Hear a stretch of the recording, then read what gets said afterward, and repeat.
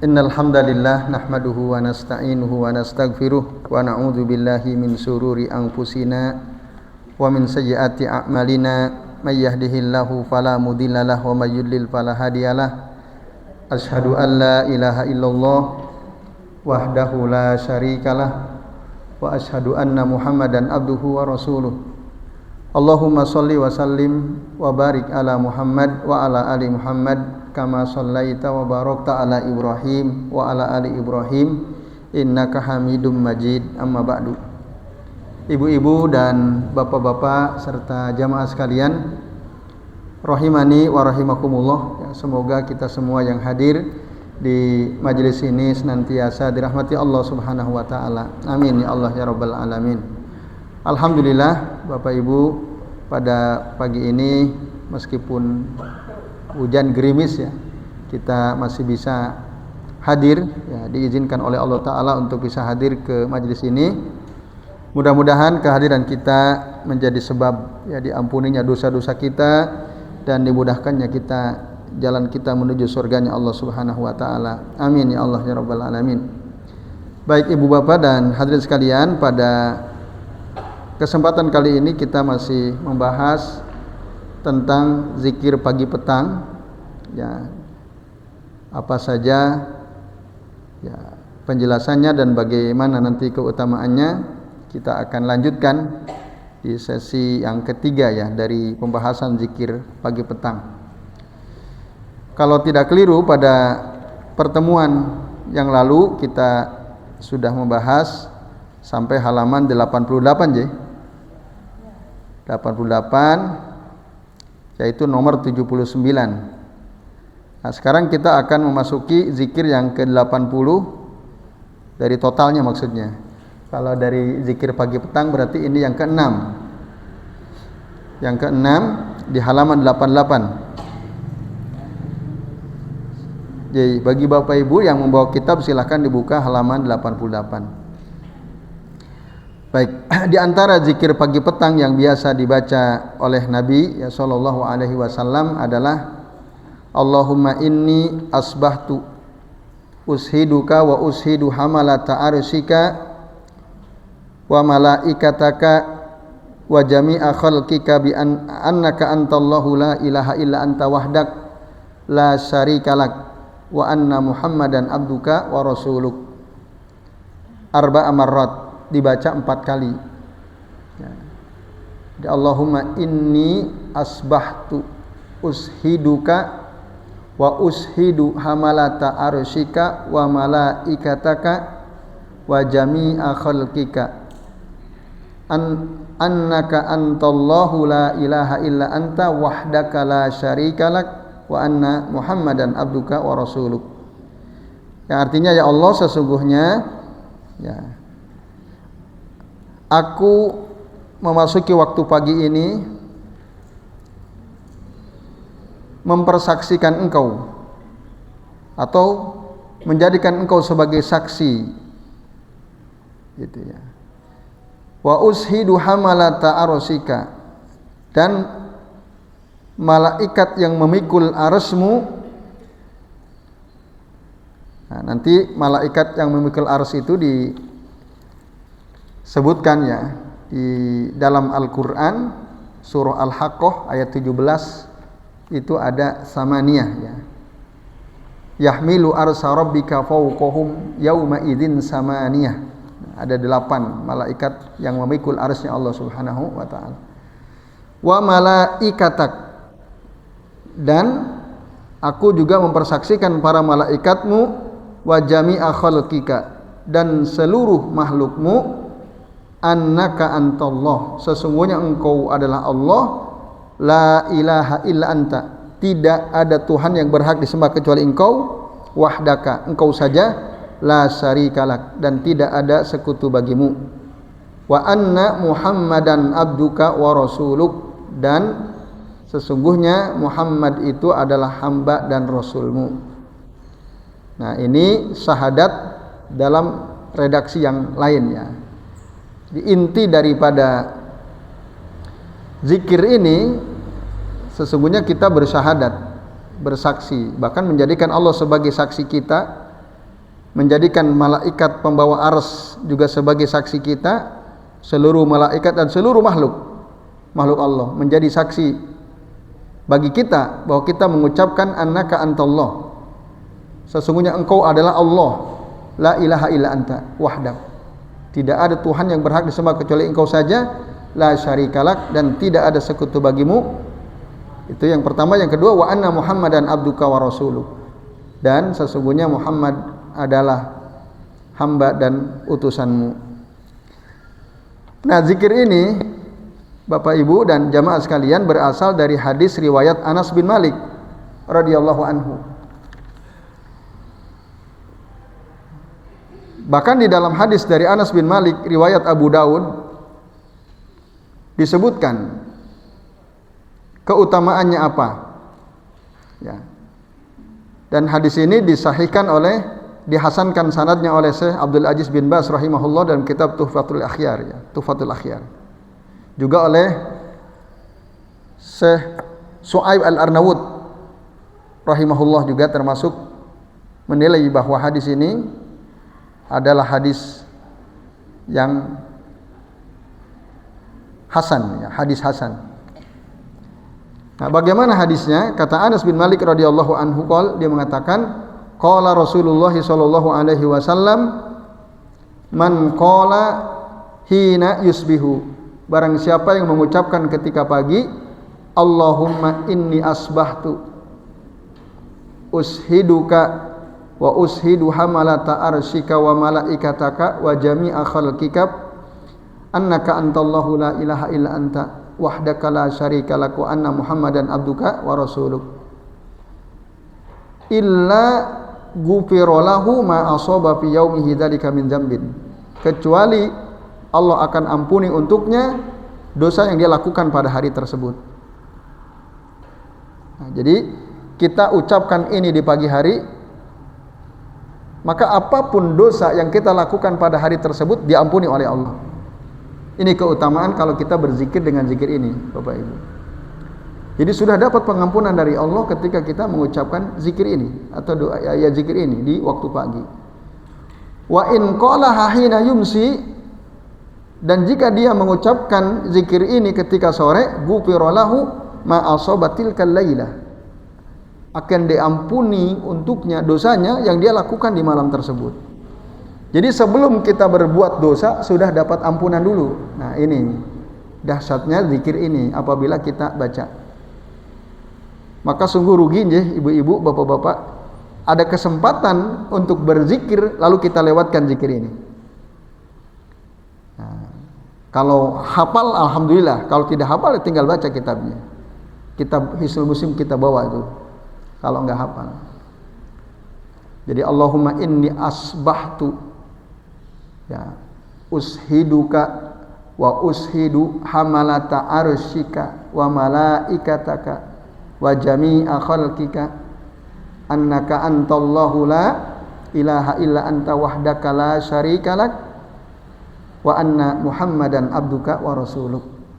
Insyaallah bisa aja dihafalkan. Kalau toh tidak hafal-hafal ya dibaca mawon, boten napa-napa. Sempatkan, ya, berapa kali? 4 marrat. Yang terbaik 4 kali. Karena apa? Karena dalam hadis riwayat Abu Daud juga, ya, riwayat Imam Al-Bukhari dalam kitab Al-Adab Al-Mufrad diterangkan. Kenapa kok 4? Nah, jadi kata Rasulullah SAW dari riwayat Anas bin Malik, ya, man qala hina yusbihu aw yumsi, barang siapa yang mengucapkan zikir ini ketika pagi atau sore, Allahumma inni asbahtu ushiduka wa ushidu hamalata arsika wa malaikataka wa jami'a khalqika annaka antallahu la ilaha illa anta wahdak la syarika lak wa anna muhammadan abduka wa rasuluk a'taqallahu rubu'ahu minnar. Kalau diucapkan 1 kali zikir ini, Allah akan membebaskan 1/4 dari tubuhnya dari siksa api neraka. Hanya 1/4 dari tubuh kita. Tapi faman qalaha marratain, kalau diucapkan ini 2 kali, a'taqallahu nisfah, Allah akan bebaskan, ya, tubuh kita setengahnya dari siksa api neraka. setengahnya. Kalau cuma baca 2 kali. Wa man qalaha salasan, barang siapa yang membaca zikir ini 3 kali ketika pagi atau sore, a'taqallahu salasa arba, 3/4-nya.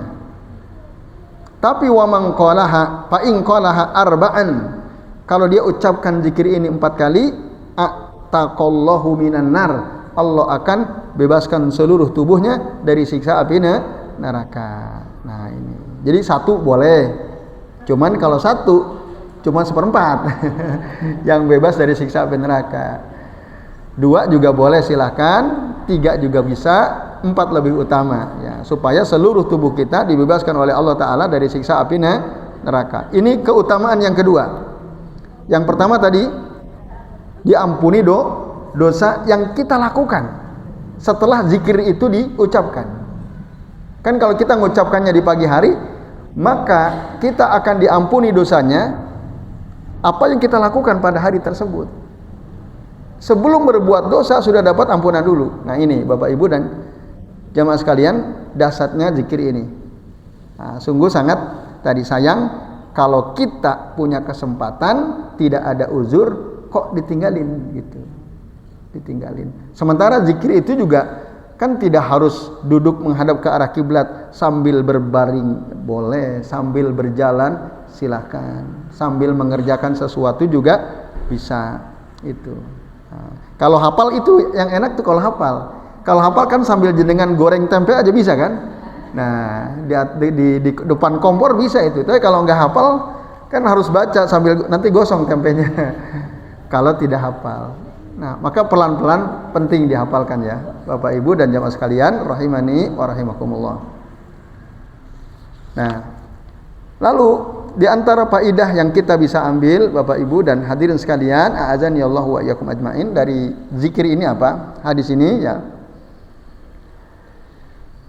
Yang pertama, hadis ini menjelaskan bahwa as-syahid yang menyaksikan itu adalah ismun min asma'illahi azza wa jalla al-husna, salah satu nama Allah yang baik, as-syahid. Tadi ushiduka berarti aku menjadikan engkau sebagai saksi, berarti Allah itu syahid, saksi.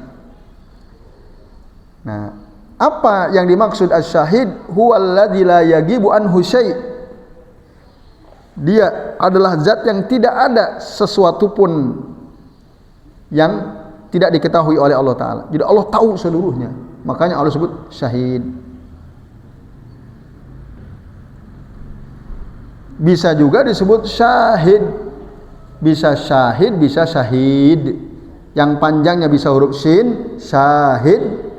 Juga bisa disebut syahid, yang panjangnya huruf ha.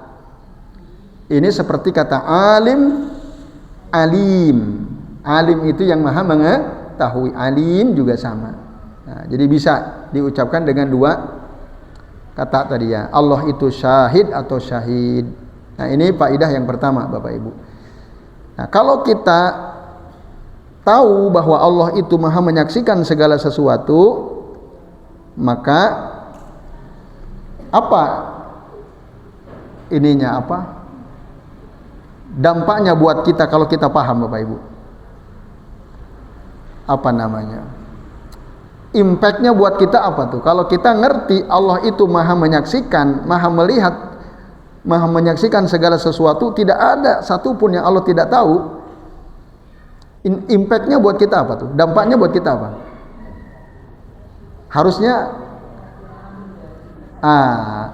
Harusnya kalau kita ngerti betul ini, kita akan berusaha menghindari semua perbuatan yang Allah tidak suka. Karena Allah betul-betul menyaksikan. Itu Bapak Ibu. Makanya orang yang hafal Asmaul Husna, paham Asmaul Husna, ya, lalu dia mengamalkan konsekuensi setiap makna di balik Asmaul Husna dan berdoa dengan Asmaul Husna, dijamin masuk surga, dakhalal jannah. Nah, yang ketiga tadi, mengamalkan konsekuensi makna Asmaul Husna.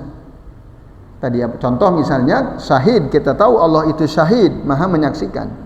Tidak ada yang luput tidak ada yang tidak diketahui oleh Allah Ta'ala. Konsekuensinya apa kalau kita paham makna ini? Tadi, kita akan berhati-hati, tidak sembarangan berbuat. Makanya dia dijamin masuk surga, Bapak Ibu. Ya, baik. Yang kedua, di antara faedah penting dari zikir ini, Bapak Ibu, ya, menjelaskan tentang keagungan, kekuasaan dan kerajaan Allah Azza wa Jalla.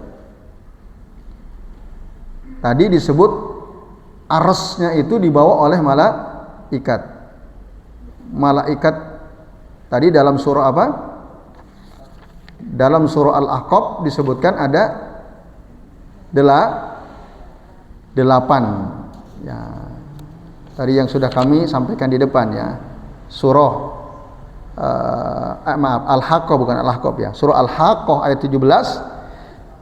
Yahmilu arsya rabbika fawqahum yawma idzin samaniyah. Jadi arsy-nya Allah itu dipikul ya, oleh 8 malaikat. Nah, ini bahkan diterangkan Bapak Ibu dan jamaah sekalian, a'adzani Allah wa iyyakum ajmain. Rasul menjelaskan malaikat yang memikul arsy-nya Allah ya, besarnya seperti apa?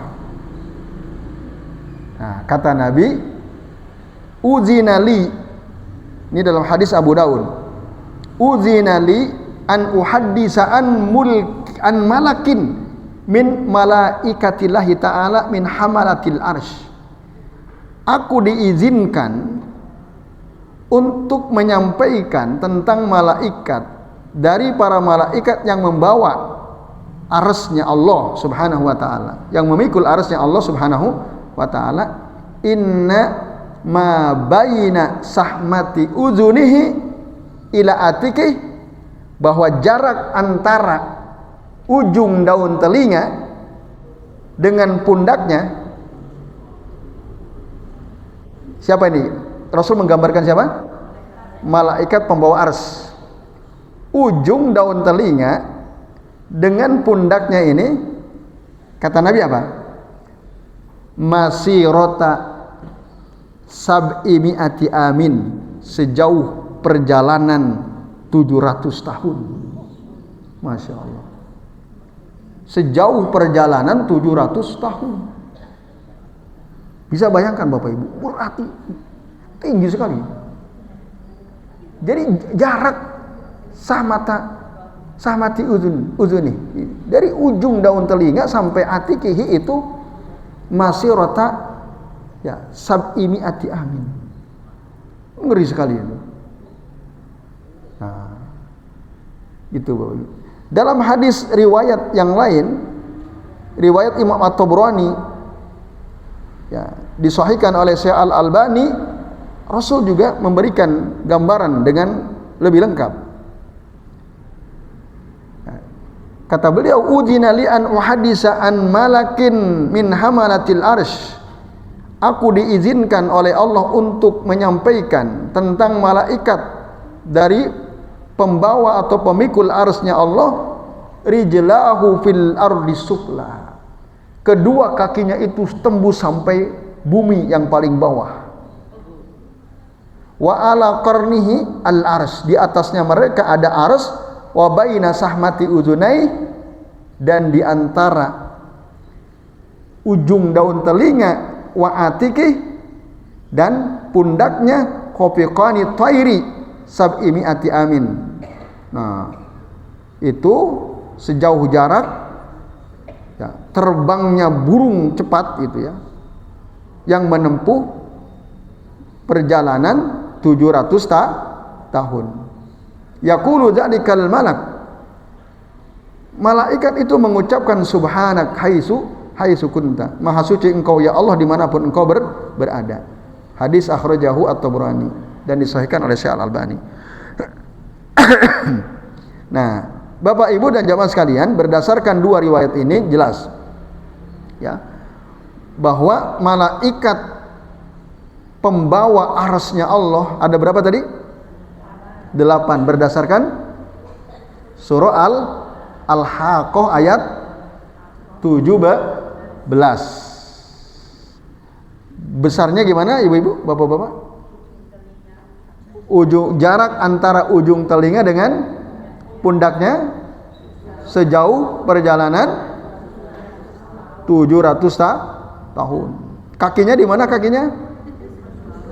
Menembus bumi paling bawah. Coba, itu besar sekali. Nah, ini menunjukkan kebesaran kekuasaan dan kerajaan Allah Subhanahu wa taala.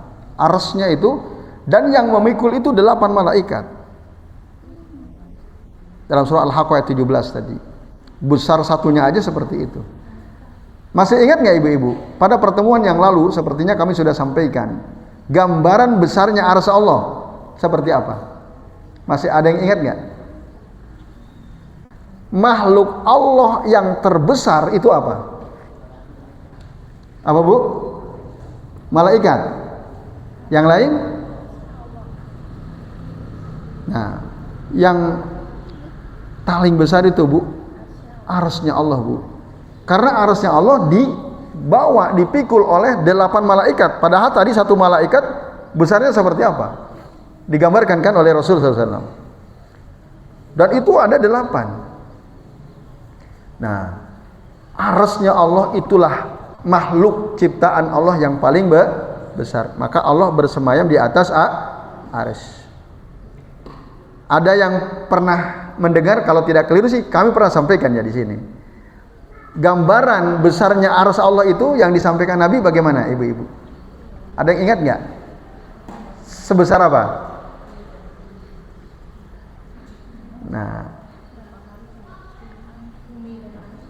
Nah, sebelum kita bicara arsy, kita bicara kursi dulu. Kata kursi dalam Al-Quran ada nggak? Ada. Arsy banyak. Kata kursi ada juga. Dalam surah apa bu kata kursi disebutkan? Al-Baqarah ayat berapa bu? 255 pada ayat kursi itu ya. Kursinya Allah itu Bapak Ibu dan jamaah sekalian, dibanding bumi dan langit, maka 7 lapis bumi dan langit itu ibarat cincin. Sebuah cincin yang dilemparkan di tanah lapang. Jadi tanah luas lapang, cincin kita lempar. Cincin itulah 7 lapis langit dan bumi, tanah lapang itulah arsy-nya Allah kursinya Allah Subhanahu wa taala. Ada bayangan nggak perbandingan kursi Allah dengan langit dan bumi? Perbandingannya apa bu? Seperti 7 lapis langit dan bumi itu besarnya ya, dibandingkan kursi ya, baru kursi dibandingkan besarnya kursi Allah itu seperti sebuah cincin yang dilemparkan di tanah lapang yang luas. Tanah lapang luas itu kursinya Allah. Cincin itu langit dan bumi. Nah, Rasul menjelaskan ini supaya kita membayangkan gitu, ada gambaran seperti apa sih? Ya begitu. Berarti kursinya Allah itu luas nggak? Luas banget. Makanya Allah bilang dalam ayat kursi itu, wasi'a kursiyuhus samawati wal ardh. Kursinya Allah itu lebih luas daripada langit dan bumi. Begitulah luasnya. Sementara luasnya arsy Allah, besarnya arsy Allah, ibu-ibu, bapak-bapak. Nah, sama seperti sebuah cincin yang dilemparkan di tanah lapang yang luas. Sebuah cincin itu adalah kursinya, tanah lapang luas itu arsy-nya. Lebih besar lagi. Gitu. Nah, ini menunjukkan betapa besar kekuasaan dan kerajaan Allah Subhanahu wa taala. Baik, Bapak Ibu dan jamaah sekalian, a'adzani Allah wa iyyakum ajmain. Kemudian di antara faedah penting lainnya adalah hadis yang menjelaskan zikir pagi petang ini, yang ke-6 ini menjelaskan bahwa para malaikat itu punya tugas masing-masing. Ada yang tugasnya memikul arsy, tadi disebutkan di sini kan, hamalatul arsy. Semua peristiwa kejadian di alam ini ada malaikat yang ditugasi oleh Allah Subhanahu wa taala. Hatta bahkan sampai ibu-ibu, bapak-bapak ya, setetes air hujan yang jatuh itu ada petugasnya. Jatuhnya di mana? Itu ada petugasnya dari kalangan malaikat. Coba, ada nggak yang bisa ngitung berapa tetes air hujan? Wah, itu berarti malaikat banyak sekali. Nah, ini. Dan para malaikat itu yusabbihuna al-laila wan nahara la yabtarun. Mereka senantiasa bertasbih kepada Allah di setiap malam, siang, dan tidak pernah lelah, bertasbih terus mereka itu. Nah, karena mereka makhluk yang dimuliakan ya oleh Allah Ta'ala dan disucikan, al-mutahharun. Nah, kemudian Bapak Ibu dan hadirin sekalian, a'azani Allah wa iyyakum ajmain. Di antara faedah lainnya hadis ini atau zikir ini menunjukkan bahwa Nabi itu hamba Allah tadi ya. Nabi itu hamba Allah. Jadi jangan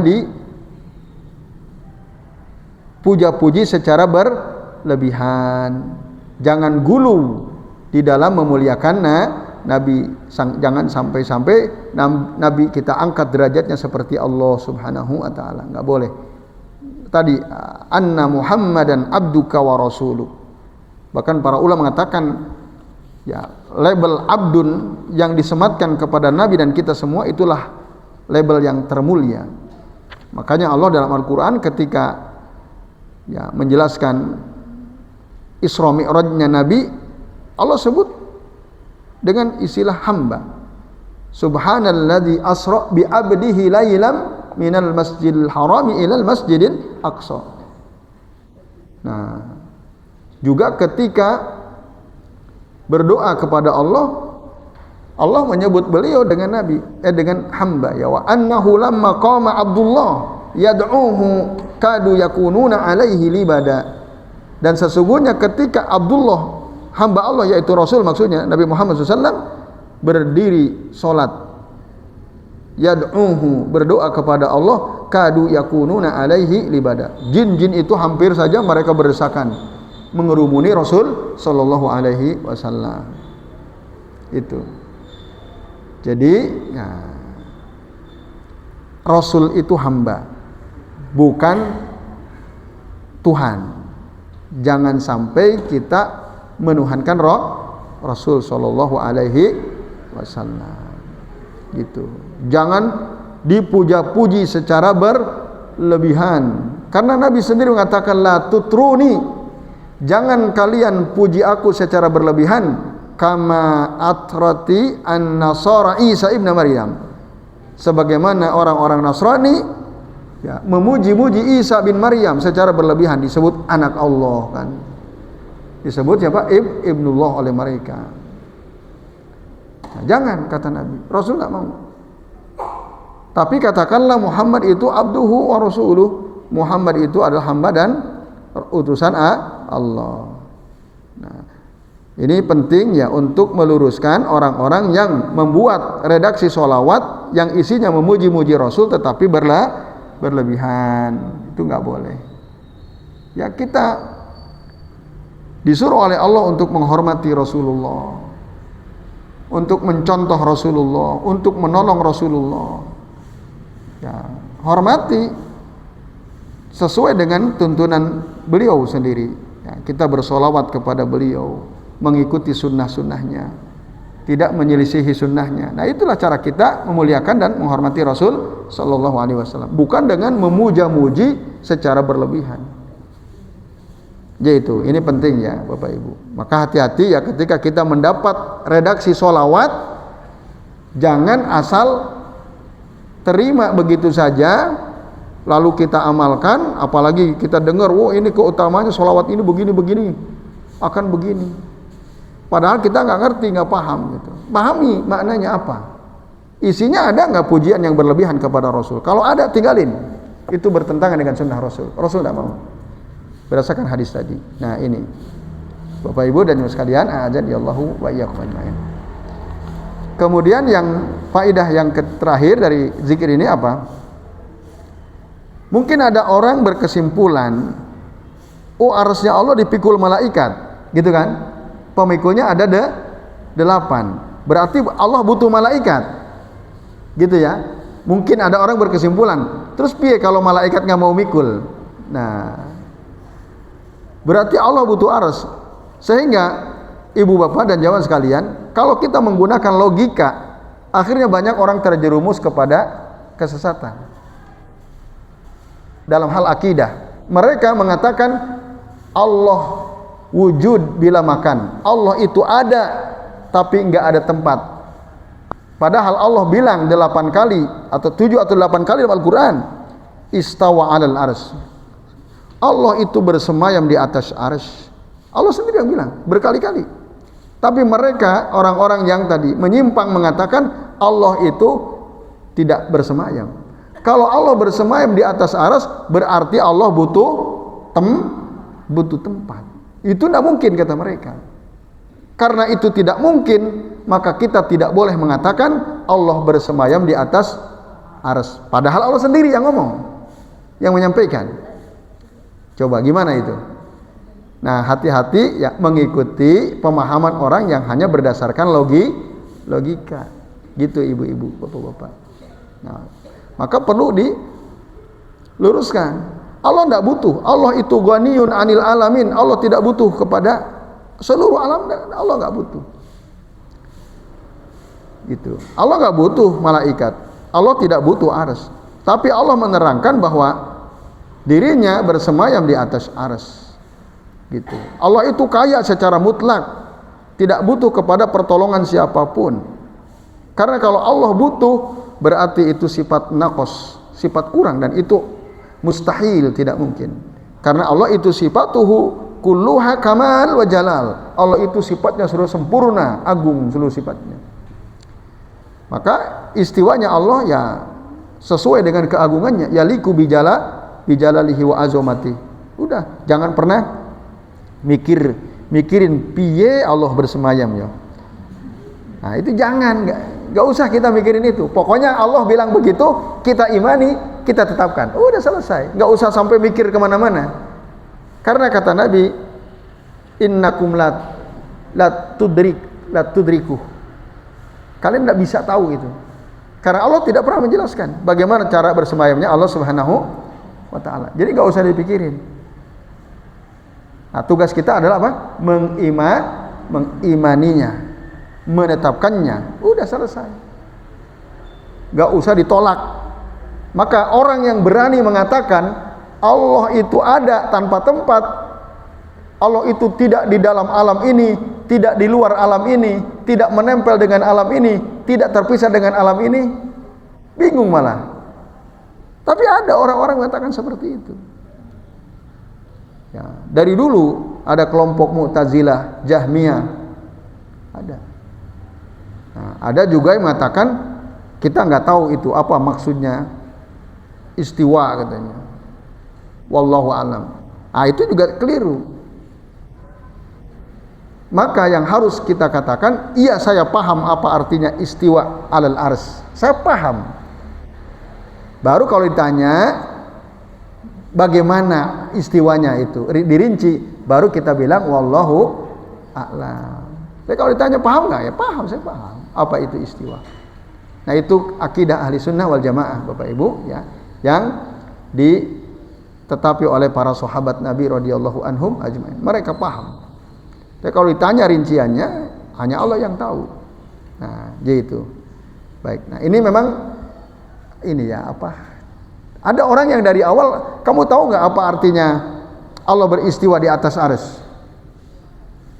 Nah, kalau ada orang Bu, Pak, nanya, jenengan ngertos boten apa yang dimaksud Allah bersemayam di atas arsy? Jawaban Bapak Ibu apa? Kalau ada orang nanya, Bu, nun sewu nje Bu, kula ajeng tanglet. Panjenengan ngertos boten? Ya. Apa artinya Allah bersemayam di atas arsy. Apa yang akan Bapak Ibu jawab? Ngertos boten jenengan? Mana nih? Ngertos boten? Apa itu jawaban jenengan kira-kira? Apa Bu? Apa katanya? Oh, wallahu alam. Nah, ini keliru jawaban itu. Nah, ini kan dengarkan pertanyaan baik-baik. Jenengan paham tidak? Ngerti tidak? Arti loh ya. Arti Allah bersemayam di atas arsy. Jawabannya apa? Ngerti boten Bu? Nah, jawabannya harus iya, saya ngerti, saya paham. Gitu. Baru nanti ada pertanyaan lanjutan. Kalau jenengan ngerti, paham, piye carane Allah bersemayam? Nah, baru jawabannya itu wallahu a'lam. Karena itu udah takyif. Takyif itu udah merinci. Nah, kita enggak tahu, wallahu a'lam, Allah yang tahu. Tapi kalau ditanya ngerti enggak? Kalau kita jawab wallahu a'lam, nah ini oleh para ulama Ahlus Sunnah keliru itu. Dianggap keliru. Disebut ahlu tafwid namanya. Mufawwidhah namanya. Itu keliru. Berarti Allah udah menjelaskan, kita masih bilang wallahu alam. Allah udah jelasin, kita masih bilang wallahu alam. Sama seperti ya, ini perumpamaan aja ya. Ada guru bilang, ngajar di sekolah, anak-anak tahu nggak kalian 2 tambah 2 berapa? Terus Pak Guru itu bilang 4 ya nak ya, 2 tambah 2 itu 4. Terus Pak Guru itu bilang, nah tahu nggak 2 tambah 2 berapa? Wallahu alam. Padahal gurunya udah bilang 2 tambah 2 itu 4 gitu. Nah gitu. Allah sudah menjelaskan bahwa Allah itu istawa di atas arsy. Kalau ditanya, paham nggak? Iya, saya paham. Allah istawa di atas arsy. Bersemayam. Nah, baru ketika ditanya bagaimana cara bersemayamnya Allah, nah baru kita ketika itu namanya ditakyib ya, Ibu. Takyib itu dimintai rincian. Gimana? Nah, baru kita bilang wallahu a'lam. Gitu. Ini memang tipis ini. Iya kan? Tapi itu beda sekali. Maka dalam masalah akidah ini ada yang memang dari awal dia sudah bilang wallahu a'lam. Nah, itu bukan min ahli sunnah. Tidak mengikuti para sahabat Nabi radhiyallahu anhum ajma'in. Jadi ini ibu-ibu dan bapak-bapak serta jemaah sekalian. Baik. Kemudian zikir yang berikutnya, yang ketujuh ya, dari zikir pagi dan petang. Di halaman 89. Zikir ke-6 hafal ibu-ibu? Hafal dereng? Yang tadi Allahumma inni asbahtu ushiduka wa ushidu hamalata arsika wa malaikataka wa jami'a khalqika annaka antallahu la ilaha illa anta wahdak la syarikalak wa anna muhammadan abduka wa rasuluk. Udah hafal ya? Kalau sudah hafal yang ketujuh sekarang ya. Insya Allah hafal ya. Kalau enggak ya tinggal baca nanti. Baik, yang ketujuh Bapak Ibu dan jamaah sekalian. Ini tadi ya, penting sekali zikir tadi, sangat penting. Sayang kalau kita lewatkan. Yang ketujuh di halaman 89 ya. Allahumma ma asbahabi min ni'matin au bi ahadin min khalqika faminka wahdak la syarikalak falakal hamdu walakas syukru. Nah, artinya Bapak Ibu dan sekalian, Allahumma ya Allah ma asbaha min ni'matin. Nah, nikmat yang kuterima ma asbaha min ni'matin. Nikmat yang aku terima ya, au bi ahadin min khalqika, atau diterima oleh salah seorang dari makhlukmu, pamin kawahdak. Nah, maka nikmat itu adalah darimu ya. Jadi nikmat yang kuterima pagi ini ma asbahabi min nikmatin ya. Nikmat yang aku terima pagi ini dan nikmat yang diterima oleh salah seorang dari makhlukmu di pagi ini, pamin ka wahdak, adalah darimu saja. Dari engkau saja. La syarikalak, tidak ada sekutu bagimu, falakal hamdu. Milik engkaulah seluruh pujian, walakas syukru. Dan hanya kepadamu kupanjatkan syukur ya, atau panjatan syukur dari seluruh makhlukmu hanya kepada engkau ya Rabb. Nah ini Bapak Ibu, zikir ini berdasarkan hadis dari Abdullah bin Ghanam al-Bayadi radhiyallahu anhu. Disebutkan atau dikeluarkan misal diantaranya oleh Abu Daud ya, dalam sunannya. Jadi an Abdullah bin Ghanam al-Bayadi radhiyallahu anhu anna Rasulullah sallallahu alaihi wasallam, bahwasanya Rasulullah sallallahu qala, beliau bersabda, man qala hina yusbihu, barang siapa yang mengucapkan ketika pagi, Allahumma ma asbahabi min nikmatin au bi ahadin min khalqika faminka wahdaka la syarikalak falakal hamdu walakas syukru. Yang ngucapin ini di pagi hari, faqad adda syukra yaumih, maka sungguh dia telah menunaikan rasa syukurnya pada hari tersebut. Itu. Kita dianggap sudah bersyukur pada hari ini kalau kita sudah mengucapkan zikir ini. Oleh Allah dianggap telah menunaikan rasa syukur. Bersyukur itu ibu-ibu, bapak-bapak, wajib atau tidak hukumnya? Wajib. Maka dengan kita mengucapkan ini, oleh Allah kita dianggap telah menunaikan kewajiban kita, yaitu untuk bersyukur. Gitu. Kalau kita ucapkan di pagi hari, Allah menganggap kita berdasarkan keterangan dari Nabi ini bahwa kita telah menunaikan kewajiban kita untuk bersyukur kepada Allah Subhanahu wa taala. Wa man qalaha, lalu Nabi mengatakan, dan wa man qala misla dzalika hina yumsi, dan barang siapa yang mengucapkan seperti itu tadi zikirnya ketika sore, faqad adda syukra lailatih, maka sungguh dia telah menunaikan kewajiban dia untuk bersyukur pada malamnya. Jadi kita setiap hari, setiap malam harus senantiasa bersyukur. Zikir ini, nah apabila kita baca, maka kita dianggap oleh Allah sudah menunaikan kewajiban kita untuk bersyukur. Itu makna, keterangan makna daripada zikir ini berdasarkan hadis Nabi sallallahu alaihi wasallam, nah riwayat Abu Daud, dan ya disahihkan sanadnya, dihasankan sanadnya oleh Syekh Abdul Aziz bin Baz dalam kitab Tuhfatul Akhyar, juga oleh yang lainnya. Itu Bapak Ibu dan hadirin sekalian ya. Jadi penting kalau kita mau menjadi hamba yang bersyukur, maka jangan lupakan zikir ini. Nah, jangan lupakan zikir ini gitu. Nah nanti kita insya Allah akan mendapatkan tambahan nikmat, karena dalam Al-Quran Allah katakan apa? La in syakartum la azidannakum wa la in kafartum inna azabi lasyadid. Jika kalian bersyukur, maka niscaya pasti akan aku tambah nikmatku kepada kalian. Jadi artinya berarti apa?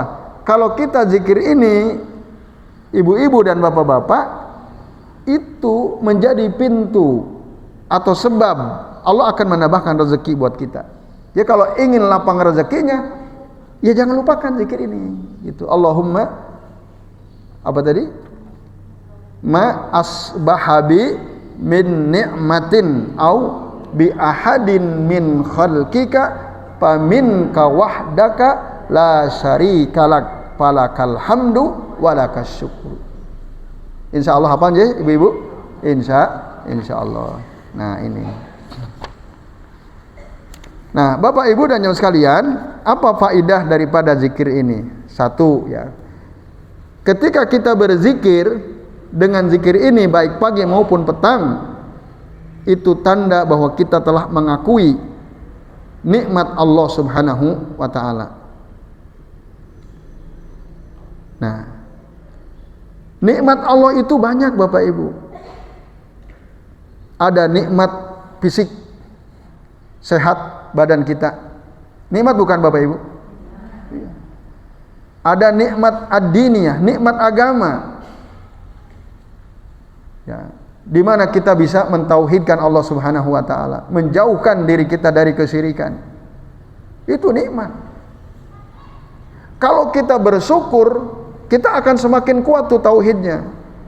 Kita akan semakin dijauhkan dari kesyirikan karena kita mensyukuri nikmat itu. Akan tetap ada itu nikmat kalau kita syukuri.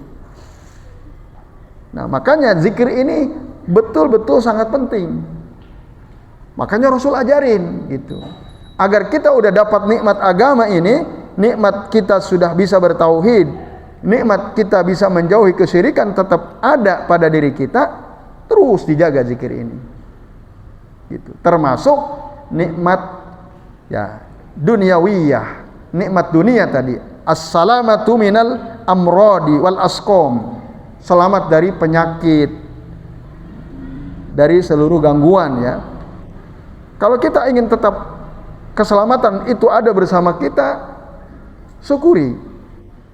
Bahkan biar bertambah, syukuri. Barangkali ada aja Bapak Ibu, kita punya sakit apa gitu. Nah, salah satunya jaga zikir ini. Biar terus Allah tambah kesehatannya gitu. Gimana tadi zikirnya? Allahumma ma asbahabi min ni'matin au bi ahadin min khalqika faminka wahdaka la syarikalak falakal hamdu walakas syukru. Berapa kali Bu? Berapa kali? 1 kali. Kapan kita bilang 3? Yang 4 itu yang tadi. Yang tadi. Kalau ini marratan wahidah, 1 kali aja udah. Nah, ini. Jadi masih nyambung sama yang tadi ya. Nah, kalau ini enggak, 1 kali udah cukup ibu-ibu. Nah, ini Bapak Ibu dan hadirin sekalian, a'azani Allahu wa iyyakum ajmain. Jadi itu janji Allah pasti Allah tambah tuh. Jadi nikmat agama, nikmat dunia, nikmat sehat, semua Allah akan jaga untuk kita. Bahkan Allah tambah dengan kita zikir, ya, zikir ini tadi yang ke-7. Nah, setiap pagi dan petang. Kemudian faedah lainnya Bapak Ibu diterangkan oleh Syekh Sa'id bin Wahab bin Ali Al-Qahtani rahimahullah. Kata beliau, min tamami rahmatillahi bi abdih, di antara kesempurnaan kasih sayang Allah kepada hambanya, annahu yu'tihi ma yaskuruhu alaihi summa yaskuruhu rabbahu ala ihsanihi ila nafsihi la ala ihsanihi ila rabbih. Di antara kesempurnaan kasih sayang Allah kepada hambanya, Allah akan memberikan kepada hamba itu ma yaskuruhu alaihi, sesuatu yang dia syukuri, Allah akan terus berikan. Sesuatu yang disyukuri, yang kita syukuri ibu-ibu, bapak-bapak, Allah akan berikan. Kita mensyukuri nikmat agama, Allah kasih terus. Kita mensyukuri nikmat kesehatan, Allah kasih terus. Gitu. Nah, kalau begitu Allah pun akan bersyukur sama kita atas perbuatan baik kita. Allah pun akan bersyukur. Tahu ibu-ibu, bapak-bapak, bagaimana bersyukurnya Allah? Apa maksud Allah bersyukur? Bahkan kalau kita buka Al-Quran, setidaknya ada 3 ayat Al-Quran menyerahkan Allah itu maha bersyukur. Contoh dalam surah Fatir ayat 30 ya. Liwaffiyahum ujurahum wa yazidahum min fadlih innahu ghafurun syakur. Allah akan memenuhi ya pahala mereka dan akan menambahkan untuk mereka dari karunia-Nya. Innahu ghafurun syakur. Sesungguhnya Allah itu Maha Pengampun dan Maha Bersyukur. Juga dalam surah Fatir ayat 34, wa qalu alhamdulillahi azhaba annal hazan. Mereka berkata, segala puji bagi Allah yang telah menghilangkan kesedihan dari kami. Inna rabbana, sesungguhnya Tuhan kami, la ghafurun syakur, adalah zat yang Maha Pengampun lagi Maha bersyukur. Atau dalam surah Asy-Syura ayat 23, innallaha ghafurun syakur, sesungguhnya Allah itu Maha Pengampun dan Maha Bersyukur. Apa makna Allah itu Maha Bersyukur yang ada di benak Bapak Ibu? Maknanya apa? Yang ada di pikiran panjenengan? Apa Bu Kartika?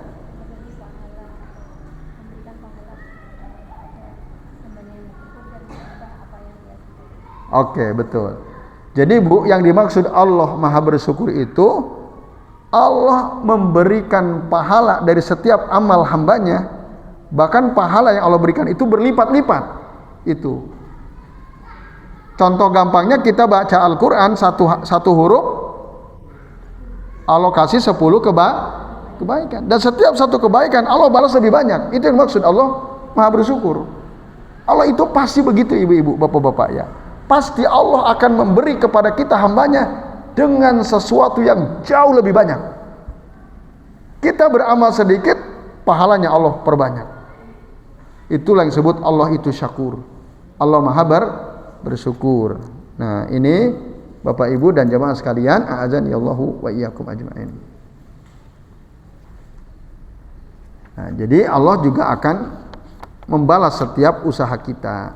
Nah, kemudian faedah lainnya, ibu-ibu dan bapak-bapak serta jamaah sekalian, berdasarkan zikir yang ketujuh ini apa?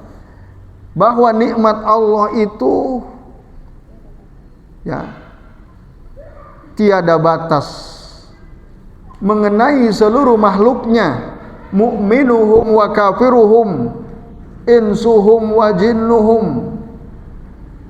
Ya, didapatkan oleh seluruh makhluknya, baik dia beriman maupun dia kafir, manusia atau jin, semua Allah akan berikan nikmat. Orang kafir pun Allah kasih. Bahkan bisa jadi nikmat yang diberikan kepada orang kafir lebih banyak. Betul nggak ibu-ibu? Ada atau banyak yang kayak gitu? Banyak. Ya, orang kafir tapi nikmatnya jauh lebih banyak daripada kita. Nggak apa-apa gitu, nggak masalah. Karena kemuliaan seseorang tidak diukur daripada banyaknya harta. Ingat, nikmat itu kan bukan hanya harta. Mereka mungkin dapat nikmat dunia, tapi mereka tidak dapat nikmat tauhid. Betul atau tidak? Iya. Oh, itu lebih berharga, nikmat tauhid. Yang paling berharga itu. Kalau nikmat dunia, nikmat, walaupun tentu saja kita semua ingin kan. Ada nggak Bapak Ibu di sini di antara kita yang tidak mau harta? Nggak ada kan? Mau nggak kita jadi orang kaya? Ya mau semua. Mau semua, pasti semua kita mau. Nah, tapi kan Allah udah kasih jatah masing-masing kan. Yang penting kita ikhtiar, kita berusaha, ya tawakal sama Allah. Kalau dikasih alhamdulillah, kalau tidak terus berdoa gitu. Nah, ini Bapak Ibu, jangan tertipu dengan orang-orang kaya raya gitu ya. Padahal mereka orang kafir. Karena dunia bagi Allah tidak ada harganya. Di sisi Allah tidak ada harganya. Tapi kalau tauhid, iman, itu jelas sangat berharga. Sampai Nabi mengatakan, lau kanatid dunya, seandainya dunia itu ya'dilu, ya, janaha ba'udatin, seandainya dunia itu sebanding harganya dengan sayap seekor nyamuk. Saya ulangi ya, lau kanatid dunya ta'dilu janaha ba'udatin, seandainya dunia itu, ini kata Rasulullah SAW, harganya sebanding dengan sayap seekor nyamuk, masaqallahu al-kafira walau surbata ma'in, maka Allah tidak akan mungkin ngasih minum kepada orang kafir meskipun dengan seteguk air. Kalau ada harganya dunia, berarti dunia itu berharga nggak di sisi Allah? Tidak. Bahkan dengan sayap nyamuk aja itu nggak ada harganya. Lebih murah daripada itu dunia sebanyak apapun. Itu kata Rasul sallallahu alaihi wasallam. Nah, Rasul menyampaikan ini supaya kita ini jangan tertipu oleh dunia. Jangan tertipu dengan orang-orang yang oleh Allah diberikan kekayaan yang melimpah dan seterusnya. Ya, walaupun boleh saja, ya Allah saya ingin kayak Ibu Fulanah, kayak Pak Fulan, kaya raya tapi rajin sodako. Boleh kita ngomong begitu. Berharap dapat kelapangan rezeki, terus saya ingin banyak sodako seperti Ibu Fulanah, Pak Fulan. Boleh nggak minta kaya ibu-ibu? Boleh, bapak-bapak. Boleh. Kita minta kaya, boleh. Nah, yang penting tadi berusaha lalu berdoa. Nah, soal nanti oleh Allah dikabulkan atau tidak, nah kita tetap berdoa. Ya mungkin nanti dikabulkannya di akhirat gitu ya. Yaitu ya setidaknya semua kebutuhan kita oleh Allah dicukupi. Wa may yatawakkal 'alallahi fahuwa hasbuh. Kata Al-Qur'an ya. Allah dalam Al-Qur'an katakan barang siapa yang tawakal kepada Allah, maka Allah akan cukupkan semuanya. Mungkin uangnya enggak cukup, tapi apa yang kita butuhkan Allah cukupkan. Asal kita bertawakal kepada Allah, tentu saja setelah kita berusaha. Nah, ini bapak-bapak dan ibu-ibu serta jamaah sekalian, a'azani Allahu wa iyyakum ajmain. Gitu. Kemudian perlu diketahui kata para ulama bahwa syukur itu ya ada 3 hal yang perlu dipahami. Orang dikatakan sempurna kesyukurannya kalau dia melakukan 3 hal. Yang pertama ya, syukrun bil qalbi. Itu yang pertama. Bersyukur dengan hati. Apa yang dimaksud? Nah, bersyukur dengan hati itu maksudnya al-i'tiraf bin ni'amil batinah wa zahirah lil mun'imi. Pengakuan dalam hati kita, ibu-ibu dan bapak-bapak, kita ngakui dalam hati bahwa seluruh nikmat batin, nikmat lahir itu hanyalah dari Allah. Makanya zikir tadi kan pamin ka wahdaka la syarikalak. Sesungguhnya nikmat itu darimu saja ya Allah, tidak ada sekutu bagimu. Nah itu kita ngakui apapun nikmat itu hanya dari Allah, apapun nikmat. Nah, maka waktu kita mengucapkan zikir tadi ibu-ibu, bapak-bapak ya, hati kita hadir itu kalau bisa. Allahumma ma asbaha bi min nikmatin au bi ahadin min khalqika fa minka wahdaka la syarika lak walakal hamdu falakal hamdu walakal syukru. Hatinya hadir. Ya, kita mengakui bahwa seluruh nikmat itu dari Allah Azza wa Jalla. Itu as-syukru bil qalb, syukur dengan hati. Di dalam Al-Qur'an, ibu-ibu dan bapak-bapak, surah An-Nahl ayat 53, Allah menegaskan wa ma bikum min ni'matin faminallah. Tidaklah ada satu nikmat pun ya, yang kalian dapatkan kecuali itu semua dari Allah. Semua nikmat apapun itu pasti berasal dari Allah. Wa ma bikum min nikmatin faminallah, kata Allah. Itu dasarnya ayat itu yang harus kita pikirkan sehingga hati kita ini bisa mengakui ya bahwa seluruh nikmat dari Allah. Yang kedua, syukrun bil lisan, bersyukur dengan lisan.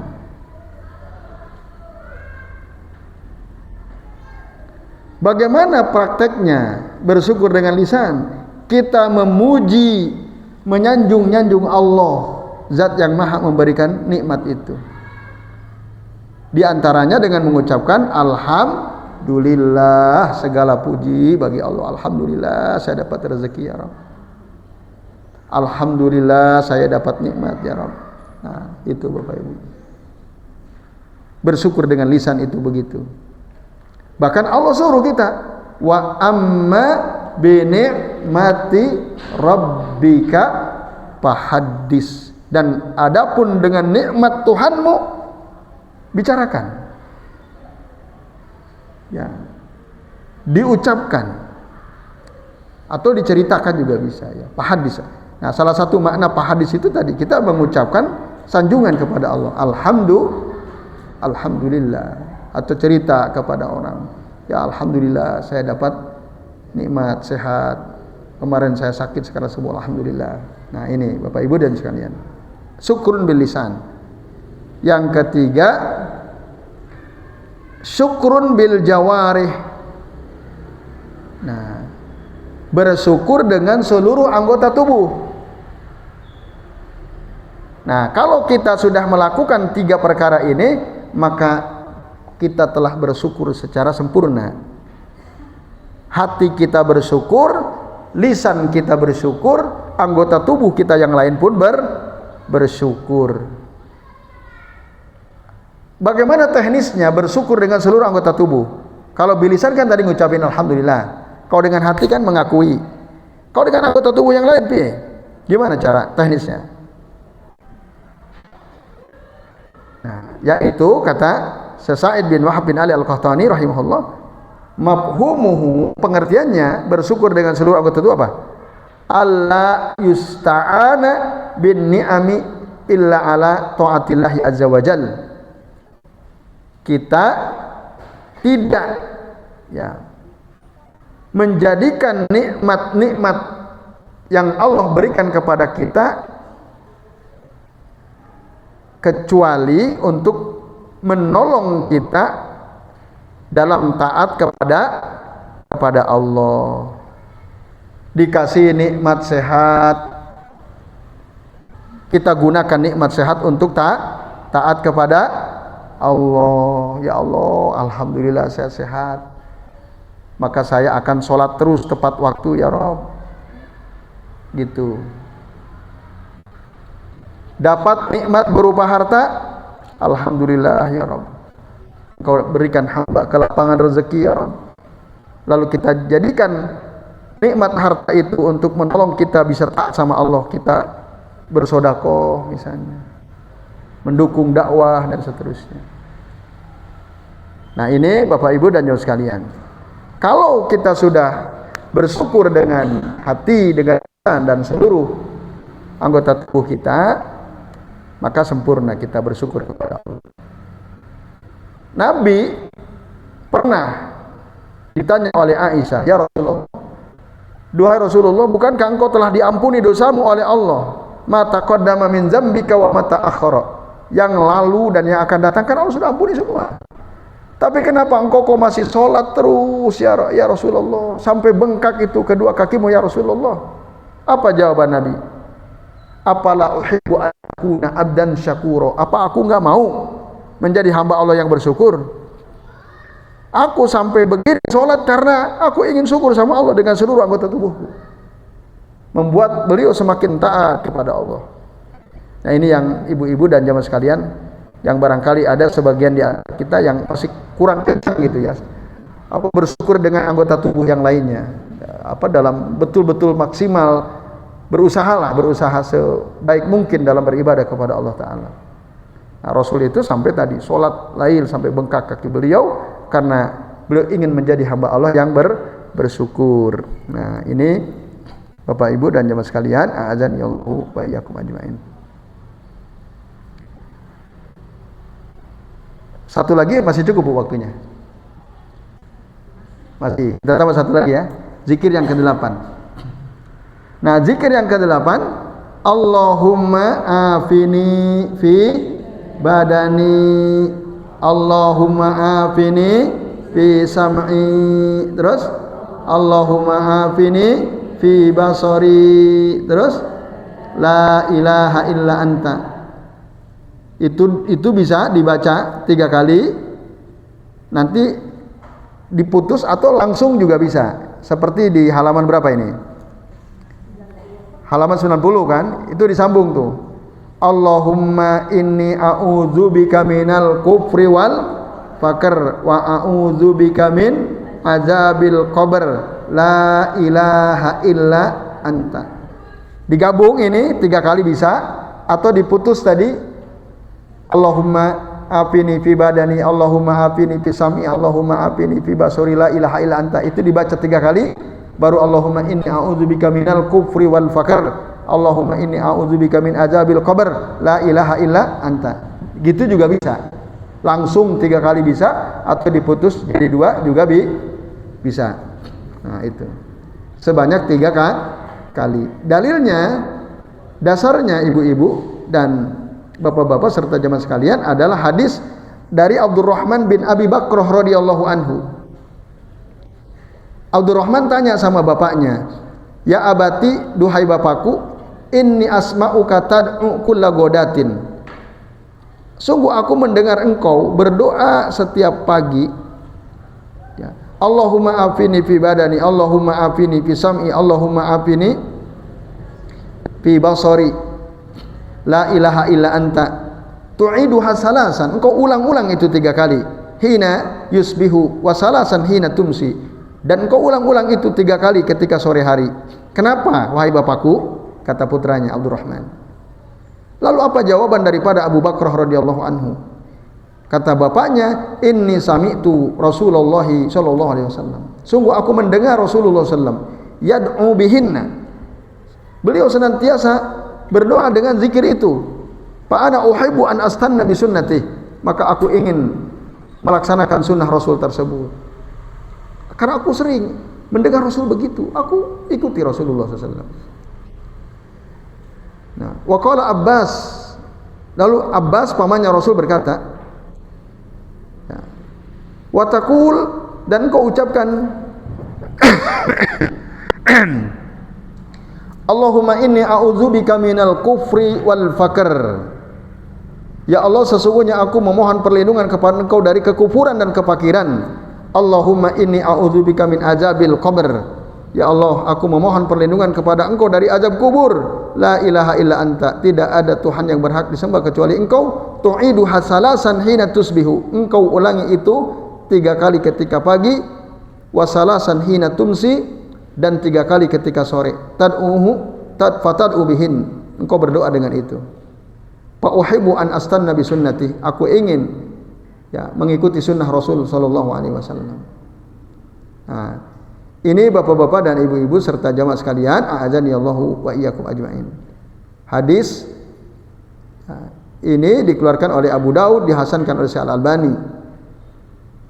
Zikir ini di antara sumbernya dari Sunan Abi Daud. Nah, Bapak Ibu dan jamaah sekalian, a'adzani Allahu wa iyyakum ajmain. Apa artinya Allahumma afini fi badani? Nah, ya Allah, jadikanlah badanku ini sehat, selamat dari apa? Berbagai macam penyakit. Jadi ibu-ibu, bapak-bapak ya, kita yang punya sakit gitu, ini baca nih, Allahumma afini fi badani, baca, ya Allah, berikanlah kesehatan, keselamatan di badanku ini ya Rabb. Kan gitu ya, di zaman sekarang banyak orang sakit ya, kayak kami sendiri misalnya ada diabetes, gula gitu ya. Ya ini baca ini, ya Allah, Allahumma afini fi badani, Allahumma afini fi badani.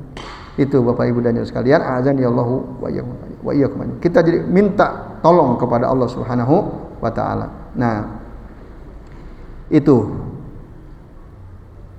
di badan, artinya apa? Ya seluruh badan, penyakit di seluruh badan kita. Kita minta afiah kepada Allah Azza wa Jalla.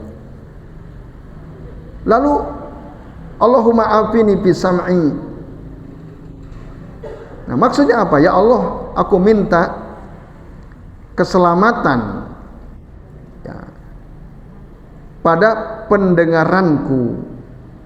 Apa maknanya? Di antara maknanya Bapak Ibu, kita mohon kepada Allah agar telinga kita ini tidak mendengar sesuatu kecuali yang Allah ridhoi gitu. Tidak mendengar sesuatu kecuali Allah yang Allah ridhoi.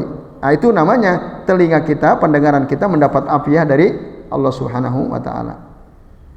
Nah, sehingga akhirnya Allah cinta sama kita karena setiap hal yang Allah tidak ridho, ini telinga tidak mau dengar. Gitu. Otomatis kita risih gitu. Apa sih ini? Enggak mau. Nah, itu telinga pendengaran yang mendapatkan afiah dari Allah Ta'ala, maka dia tidak akan nyaman mendengar sesuatu yang Allah tidak ridho gitu. Dia tidak akan nyaman. Tapi kalau ibu-ibu, bapak-bapak mendengar sesuatu yang Allah nggak ridho, kok kita nyaman sekali, nah itu tandanya berarti pendengarannya nggak dapat afiah gitu, nggak dapat afiah. Nah ini kemudian Allahumma afini fi basari, ya Allah, nah, berikanlah afiah kepadaku dalam pandanganku. Ya, apa maksudnya? Nah, di sini katakan pandangan yang mendapatkan afiah dari Allah Ta'ala adalah pandangan yang senantiasa mampu melihat tanda-tanda kekuasaan Allah Ta'ala, sehingga kita jadi betul-betul mentauhidkan Allah. Pandangan yang mampu melihat tanda-tanda kebenaran Rasulullah SAW, sehingga kita semangat untuk mengikuti sunnah beliau. Nah, oleh karenanya Rasul mengkhususkan menyebut kata sam'i dan basari itu. Ini Bapak Ibu dan jamaah sekalian, a'adzani Allahu wa iyyakum ajmain. Nah, lalu diakhiri dengan la ilaha illa anta, tidak ada Tuhan yang berhak disembah kecuali Engkau. Itu penjelasan dari makna zikir itu. Lalu bagian keduanya, Allahumma inni a'udzubika minal kufur. Ya Allah, sesungguhnya aku memohon perlindungan kepada Engkau dari kekufuran.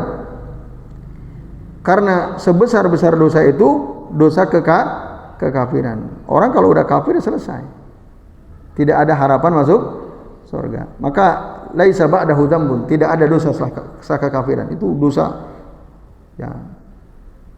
Di sisi orang kafir pasti syirik kan gitu. Orang kafir pasti syirik. Nah, ini Bapak Ibu sekalian. Maka orang yang mati dalam keadaan kafir, kufur, tertutuplah seluruh pintu-pintu rahmat Allah yang luas itu. Oleh karenanya Rasul ngajarin kita agar kita minta perlindungan kepada Allah dari kekufuran. Yang kedua al-faqr, kefakiran. Agar apa kita minta perlindungan dari kefakiran? Nah, tadi kan kaitannya dengan yang penjelasan tadi. Jadi kita minta kaya boleh, minta dilindungi dari kefakiran boleh. Supaya kita ini jangan jadi orang fakir. Makanya kita minta Allahumma inni a'udzubika minal kufri wal faqr gitu. Karena khawatir Bapak Ibu, kita enggak kuat kalau Allah takdirkan kita menjadi orang yang fakir, menjadi orang yang miskin, khawatir kita tidak kuat dengan ketetapan Allah tersebut. Akhirnya kita tidak terima dengan takdir Allah. Wah, ini bahaya sekali. Bahaya sekali. Oleh karenanya mintalah kita perlindungan kepada Allah dari kefakiran. Karena takutnya ketika Allah jadikan kita fakir atas ilmu, tentu dengan ilmu dan hikmahnya, kita tidak kuat. Udah kita minta tolong saja sama Allah supaya Allah melindungi kita dari kefakiran gitu. Ini Bapak Ibu sekalian. Lu katanya kan Nabi berdoa. Ada doa Nabi riwayat Ibnu Majah, Imam Al-Hakim, Imam At-Tirmidzi, Imam Al-Baihaqi. Di antara doa Nabi apa? Allahumma ahyini miskinan. Ya Allah, hidupkan aku dalam keadaan miskin. Wa amitni miskinan, wafatkan aku dalam keadaan miskin. Wahsurni bizumratil masakin, kumpulkan aku ya Rabb dengan golongan orang-orang miskin nanti di akhirat. Hadis akhrajahu Ibnu Majah wal Hakim wa Tirmidzi wal Baihaqi. Gimana? Kok Rasul minta supaya dihidupkan dalam keadaan miskin, meninggal dalam keadaan miskin? Bertentangan nggak dengan hadis ini? Di sini kan Rasul mohon perlindungan dari kefakiran.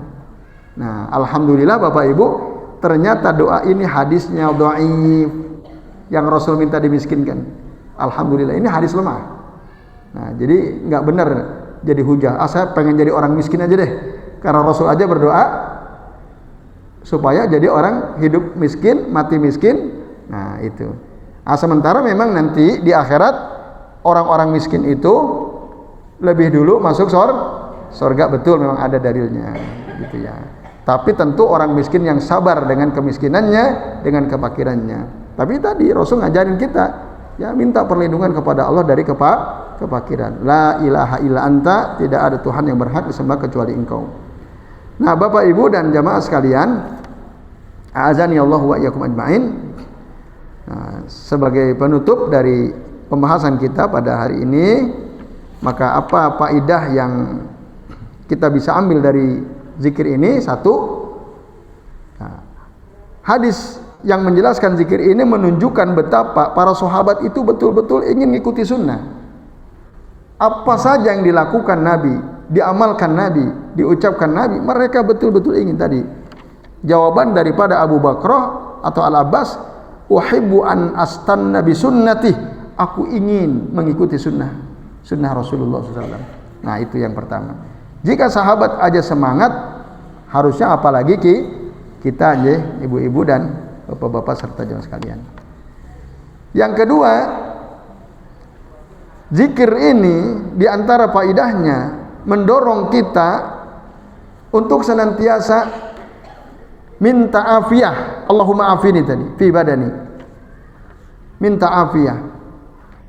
Karena jika seorang hamba diberikan afiyah oleh Allah Ta'ala, itu adalah kebaikan yang besar. Fi dzalika khairan azima. Makanya Rasul mengatakan, sallallahu al-afwa wal afiyah, mintalah kalian kepada Allah ampunan dan afiyah.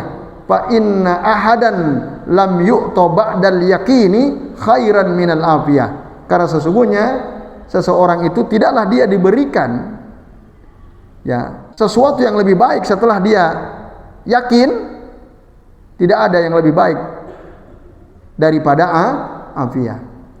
Setelah yakin, iman, yakin, nah, tidak ada yang lebih baik daripada itu kecuali afiyah. Nah, ini Bapak Ibu dan hadirin sekalian, a'azani Allahu wa iyyakum ajmain. Nah, dan terakhir, kenapa tadi kita minta afiyah fi sam'i ya, dan wa afini fi basari tadi ya. Allahumma afini fi sam'i, Allahumma afini fi basari. Nah, supaya kita bisa paham ya, menyaksikan, mendengar ayat-ayat kekuasaan, tanda-tanda kekuasaan Allah Subhanahu wa ta'ala itu. Jangan sampai kita menjadi lebih buruk daripada hewan. Karena orang yang punya telinga pendengaran tapi dia ya, tidak bisa memahami ayat-ayat Allah, tanda-tanda kekuasaan Allah, syariat-syariat Allah. Dia diberikan mata, pandangan yang normal, tapi tidak bisa tadi memahami ayat-ayat tanda-tanda kekuasaan Allah Subhanahu wa ta'ala. Tidak bisa memahami aturan syariat Allah Subhanahu wa ta'ala. Nah, maka orang seperti ini, nah, berarti telinganya, matanya tak berfungsi dengan seharusnya. Maka kata Allah, mereka itu kal an'ami bal hum adall. Mereka itu bagaikan hewan ternak, bahkan lebih sesat daripada hewan ternak. Ulaika humul ghafilun. Mereka itulah orang-orang yang lalai. Telinganya tetap mendengar yang jelek-jelek, matanya melihat yang buruk-buruk. Berarti nggak dapat afiyah itu pendengaran dan pandangannya. Nah, maka penting kita senantiasa berzikir ya pagi petang. Berapa kali tadi? Berapa kali? 3 kali. Gimana? Allahumma afini fi badani, Allahumma afini fi sam'i, Allahumma afini fi basari, la ilaha illa anta. Terus Allahumma inni a'udzubika minal kufri wal fakr wa a'udzubika min azabil qabr.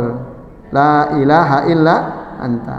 Nah, alhamdulillah kita sampai di sini dulu ya, ibu-ibu dan bapak-bapak serta jamaah sekalian.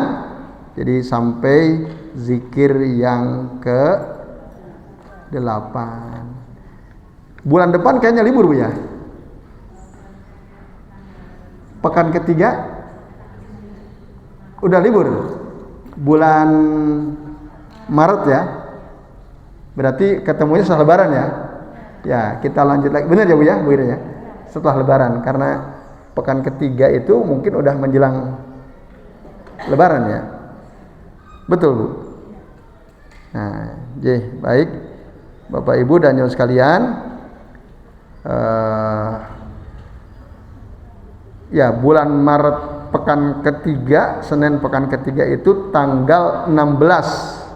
Lebaran tanggal berapa tanggal lebaran? Tanggal 20. Berarti udah libur atau masih itu Bu? Udah libur ya? Oh, tergantung ketua ya. Nanti tergantung ketuanya ya. Insya Allah kalau nggak libur bisa, tapi libur juga nggak masalah ya. Ya baik, Bapak Ibu dan jamaah sekalian, mudah-mudahan kita semua dalam keadaan sehat walafiat ya, dan bisa menjalani puasa kita ya dengan sehat, tuntas dan tambah taat kepada Allah Subhanahu Wa Taala. Ya selebihnya saya kembalikan waktu ke Bu Hesti. Monggo kalau ada yang mau tanya silakan.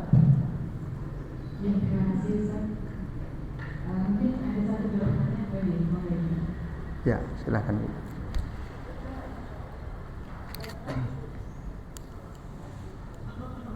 Assalamualaikum warahmatullahi wabarakatuh. Waalaikumsalam warahmatullahi wabarakatuh. Tadi disampaikan bahwa Nabi Muhammad itu adalah hamba Allah. Jadi kita tidak boleh memuji secara berlebihan.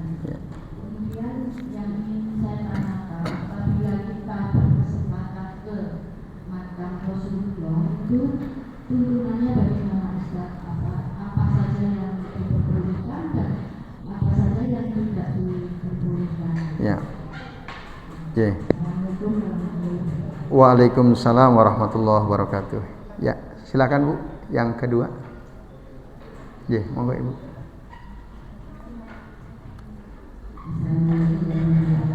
Waalaikumsalam warahmatullahi wabarakatuh. Ini sebenarnya saya tidak bermasalah, ini ditanya. Saya pernah ditanya, Bu, Allah itu di mana? Kan belum jawabnya. Terus ada dosakan yang itu di atas arsy lagi. Dan kemudian ada juga yang menjawab bagi orang mukmin. Terus sekarang harus gimana? Di hati orang mukmin. Allah itu ada di hati orang mukmin. Ada yang ngomong begitu. Jadi kalau ibu ditanya sama putra ibu, apa jawaban ibu? Waktu itu ibu jawab, nah Allah itu ada di hati orang mukmin gitu. Ya, makasih Ibu. Baik. Cukup ya? Ya. Yang pertama, ibu-ibu, waktu kita ada di Madinah ya, mungkin pas jenengan umroh atau haji gitu ya, kan dekat dengan makam Rasul Sallallahu Alaihi Wasallam. Waktu kita ziarah ke makam Rasul, apa yang bisa kita lakukan dan apa yang tidak boleh kita lakukan? Yang bisa kita lakukan, ibu-ibu, mengucapkan salam kepada beliau. Assalamualaikum ya Rasulullah. Gitu. Kita ucapkan salam. Nah, lalu setelah itu kita bersolawat kepada Rasulullah SAW dan doakan beliau. Udah, itu yang dibolehkan. Kita doakan beliau, pertama-tama ucapkan salam, kita lalu ya sebagian orang mengatakan membaca solawat kepada beliau, lalu setelah itu ya kita doakan sambil jalan, tidak perlu berhenti ya, sambil jalan lewat aja udah bisa, karena sesungguhnya bersolawat kepada Nabi dimanapun tidak harus ke makam Rasul SAW. Nah itu. Tapi ada Ibnu Utsaimin dengan catatan kalau kita mau ke situ jangan berdesak-desakan dengan kaum laki-laki gitu. Kalau berdesak-desakan nggak perlu ke makamnya Rasulullah SAW. Nah, hindari ikhtilat gitu ya. Kalau kita di Raudhah itu gimana? Raudhah itu makam Nabi bukan Bapak Ibu? Bukan. Raudhah itu bukan makam Rasul SAW. Jangan salah paham ya. Raudhah itu kita boleh berdoa di situ. Itu di antara keterangan para ulama, kalau kita berdoa di Raudhah, nah itu mustajab. Maka banyak orang kalau ke Madinah pasti ke pasti antri kan sekarang itu, daftar dulu dan seterusnya. Karena orang semua ingin ke Raudhah. Alhamdulillah ya, petugas di sana membedakan, ada khusus waktu untuk laki-laki, khusus untuk perempuan supaya tidak terjadi campur baur, ikhtilat ya. Nah, kita berdoa di situ mustajab bukan karena dekat kuburan Nabi, bukan. Sama sekali bukan. Karena Nabi mengatakan ma baina hujrati wa mimbari raudhatun min riyadil jannah. Waktu Rasul menjelaskan raudhah itu beliau belum meninggal, masih hidup kan.